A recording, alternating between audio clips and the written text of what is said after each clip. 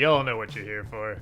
You've probably already seen my untitled review show on Deadpool and Wolverine, so you already know my thoughts on it. So this DisneyCember review is mainly gonna be me, yeah sure, talk about the movie a little bit and the plot and what works, but mainly, it's talking about spoilers. Yeah, I didn't have a spoiler section when I did untitled review shows, so I'm gonna do it now, because I think we can all agree there's a lot of spoilers that people really like to talk about with this movie, so this is my chance to talk about them. Deadpool is back, and this time he's trying to make something of his life. He tries to become an Avenger with, yes, Happy Hogan talking to him. Oh my god, the biggest cameo in the movie. Yeah, for a second I really thought, oh, is this like one of the big ones we got? But yeah, no, there's a lot more coming. And when they turn him away because they think he's not Avengers material, he goes to get a regular job, but then the TVA appear, saying that a lot of shit is going down, Deadpool can help out with it.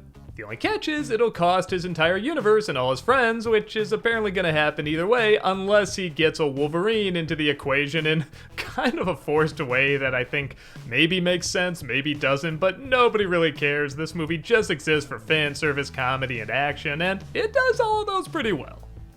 My brother had the best description of it. He said it's both the best Deadpool movie and the worst Deadpool movie.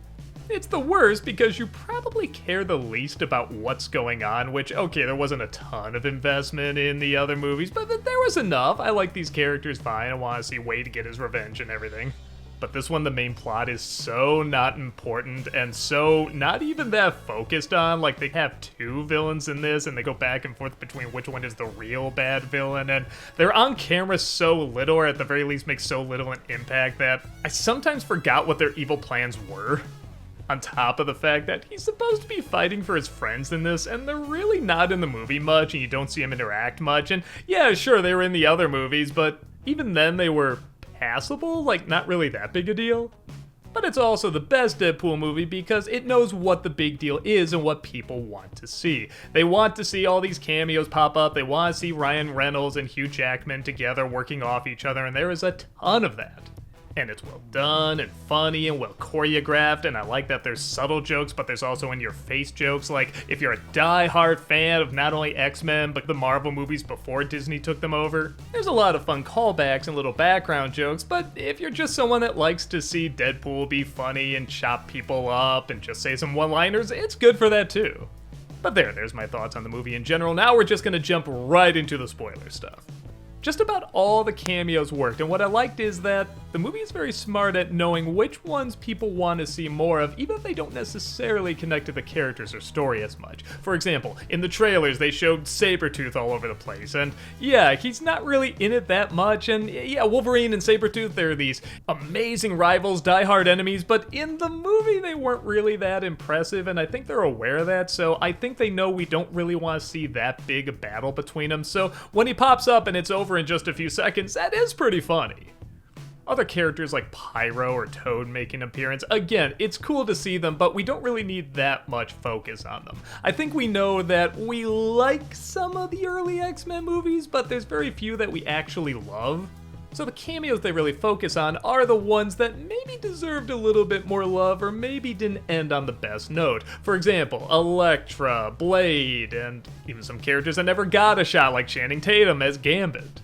Even bringing back X-23, I thought, well, are they really gonna have time to do something with this? Because everything felt just fleshed out enough in Logan. Do I really need to see this character really connect with him again? And I thought they handled it pretty well, because they made it clear this is a different Wolverine, and maybe it's a different X-23, I'm not sure, but whether it's the same one or a different one, I thought what they did with her worked just well enough. Like, I wasn't emotionally, like, ripped apart or teary-eyed or anything like that, but because we do know their history, we don't need a ton of focus on it, just a little bit. And the fact that is these actors reunited again, I think does go a long way. I know a lot of people talk about big but quick cameos like Henry Cavill as, no kidding, this is what he's credited as, the Cavalrine, that's pretty funny. And yes, those jokes do work, and I do think a big part of that is because Ryan Reynolds does have his face covered, so you can kind of put in any dialogue you want there. Like, we don't know what was originally said here. Maybe it was this original writing, but because of so many things going on with both Disney and Warner Brothers so consistently, they can add whatever lines they want closer to when the film comes out. That's why I think it works a lot better when Ryan Reynolds is in the mask and not necessarily when he's out of the mask. When he doesn't have the mask on, I think he's very boring, even when he's trying to be funny. It has that lame kind of Marvel quippiness that isn't really working recently. But out of all those quick cameos, the Johnny Storm one slayed me. And here's the thing, I said in my original review that I didn't like how much it was kissing the MCU's ass, like it felt a little cringy and self-congratulatory, and yeah, I just never ever liked when Marvel did that. It's so rare that it works, and here it really wasn't working. Like, I feel like Deadpool, sure, I can see him wanting to be an Avenger, but something about when he's saluting Captain America, watching him on the screen, it is so lame, but if they didn't do that, I wouldn't have fallen for this joke. I really thought they were gonna do something as cringy as bring Captain America in. And you see the little blue suit there and he takes off the hood and it so feels like an applause moment, and the way he's talking about it, again, I just really felt like, oh man, they're gonna botch it. They're not gonna know how to do this. It's gonna be Free Guy with the cringy references again, but no. As soon as he says flame on, I was busting a gut laughing. I just howled at the screen. This was so clever and so smart. It goes without saying, seeing Jennifer Garner back as Elektra was kind of cool, and seeing, alright, not like an amazing ending for this character, but certainly better than the one we got. Wesley Snipes coming back as Blade was pretty cool, and I totally missed the reference where he says he doesn't like him and Ryan Reynolds says you never did. Like, yeah, he was in Blade 3, wasn't he? I'm a little torn on Channing Tatum. Okay, like, this does look really cool. It's nice to see him in the role, and his accent is both really good and really bad at the same time. Like, it is kind of the accent we're used to hearing from, like, the X-Men cartoons, but it's also so laughably over the top that, yeah, even Deadpool makes jokes about it that, again, I'm kind of wondering if they added those jokes in post, but maybe not. And the costume does look a touch cosplayish. Like, okay, it is nice to see this character in 3 dimensions and something that really looks like the comic, but at the same time, like, the coat. You don't need, like, this fancy leather coat where the collars stick up a little bit like it's something right out of the comics. Like, you can just give him a regular brown trench coat. That's always what I felt was kind of badass about the character. But it was still great to see. We all saw Wolverine in the classic yellow costume, and I remember when I saw those pictures, I said, yeah, it looks cool, but I need the mask, man. It's just not complete without the mask, so when that pops up in the last third, good God, my lizard brain went happy. I just smiled ear to ear. That image of them bursting out of the bus and Hugh Jackman screaming in that mask, that's like in my top 3 favorite images from all the X-Men movies. But if I absolutely have to be objective, there are times in the last third where he's having conversations where I said, he could have taken the mask off here. Like, there's moments where he's supposed to be emoting, and yeah, to Jackman's credit, he could have phoned this in, and he didn't. He's still giving 1,000,000%, but we want to see those emotions. We want to see those reactions, and in an action sequence, that mask looks great, but when he's talking through the door and they're going back and forth about who's going to sacrifice themselves, he needed to take that mask off. It was just a little too distracting.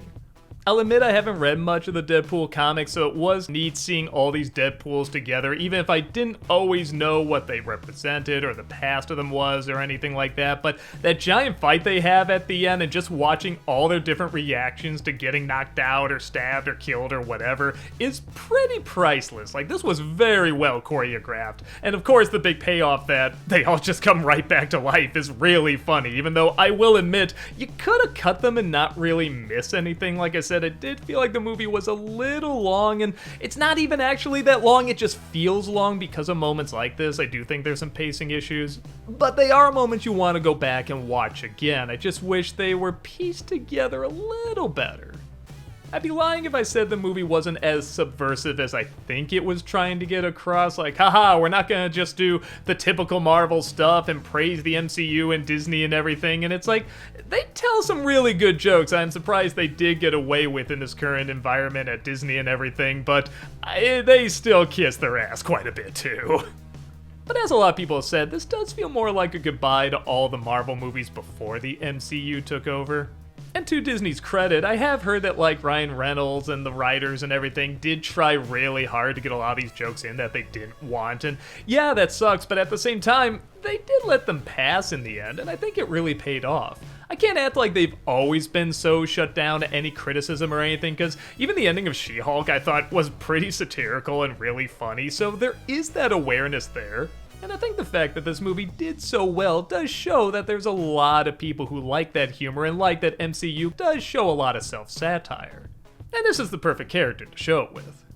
Overall, I'm glad we got the movie we got. I can't say it's great, but it has great moments in it if you're an X-Men fan. If you're not, I think you'll see it as just an okay action comic book flick, but let's face it, a lot of people watching this are diehard fans, and the movie does seem made for them, but not an absolute requirement. You can still enjoy it even if you don't know who this character is. There might just be a few jokes that you either don't find as funny or just might confuse you a little bit, but doesn't take away too much from the overall fun.